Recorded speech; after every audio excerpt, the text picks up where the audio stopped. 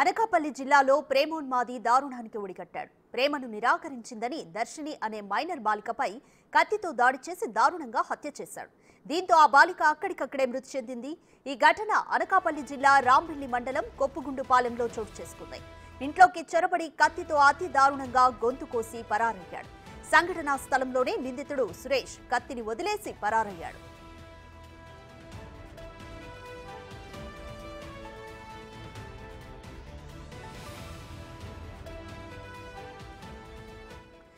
సంవత్సర కాలంగా ప్రేమ పేరుతో బాలిక దర్శినిని వేధింపులకు గురి చేస్తున్నాడు సురేష్. బాలిక ఒప్పుకోకపోవడంతో మరింత టార్చర్ పెట్టడం స్టార్ట్ చేశాడు. దీంతో బాలిక తల్లిదండ్రులకు చెప్పడంతో పోలీసులకు ఫిర్యాదు చేశారు.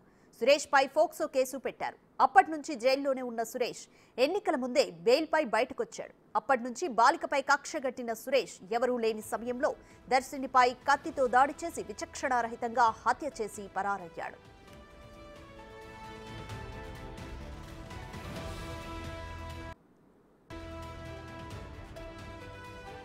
దర్శిని హత్యపై స్పందించిన హోంమంత్రి వంగలపూడి అనిత హత్య చేసిన సురేష్ ను వెంటనే పట్టుకోవాలని ఆదేశాలు జారీ చేశారు. దీంతో దర్శిని ఇంటి వద్ద క్లూస్ టీమ్స్ ఆధారాలు సేకరించింది. హత్య చేసిన సురేష్ కోసం ప్రత్యేక బృందాలు గాలిస్తున్నాయి.